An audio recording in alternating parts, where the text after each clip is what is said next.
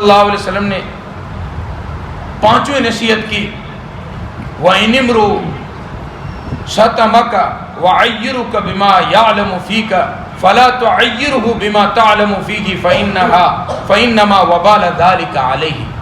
اگر کوئی بندہ تجھے تیرے گناہ پر، تیرے عیب پر آر دلائے، تجھے تانا دے اور وہ عیب تجھ میں ہے تو خاموش ہو جایا کر۔ سامنے والے کا عیب بھی تو جانتا ہے، سامنے والے کی خامی بھی تو جانتا ہے، یہ نہیں کہ اس نے تجھے تانا دے دیا تو بھی واپس اسے تانا دے دے، نہیں، اس کا عیب جاننے کے باوجود، اس کا گناہ جاننے کے باوجود اسے تانا نہ دے۔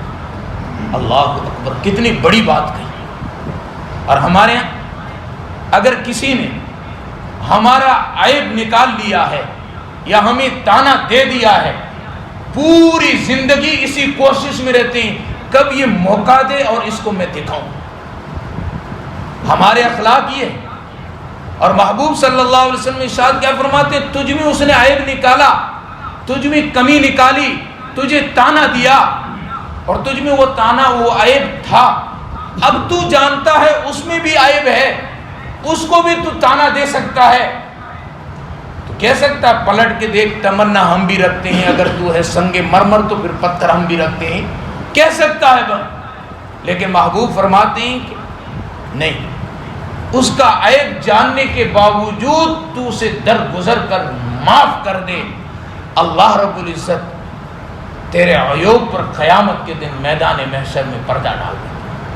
علماء نے لکھا کہ کسی بندے نے کسی کے عیب کو دیکھا اور اس عیب پر اس کو آر نہیں دلائی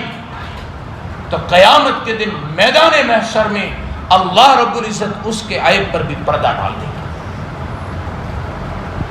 اور کسی نے کسی کا عیب دیکھا، وہ اپنے اس گناہ اور اس اپنی خامی سے، عیب سے توبہ کر چکا تھا، توبہ کرنے کے بعد اس کو کسی نے آر دلائی، تانا دیا، کیا ہم نہیں جانتے جیسے لوگ بعض مرتبہ کہہ دیتے ہیں کہ اب دیندار بن گئے، ہم تمہاری جوانی نہیں جانتے، ہم تمہارے پہلے کی زندگی نہیں جانتے، اور یہ پہلے کی زندگی پر اگر تانا دیا، علماء نے لکھا ہے اس وقت سے پہلے سے موت نہیں آئے گی جب تک کہ وہ اس گناہ میں مبتلا نہ ہو جائے، حدیث ہے۔ تو اس لیے دوستو ان چیزوں سے اپنے آپ کو بچائیں۔ تو اس صحابی رضی اللہ تعالی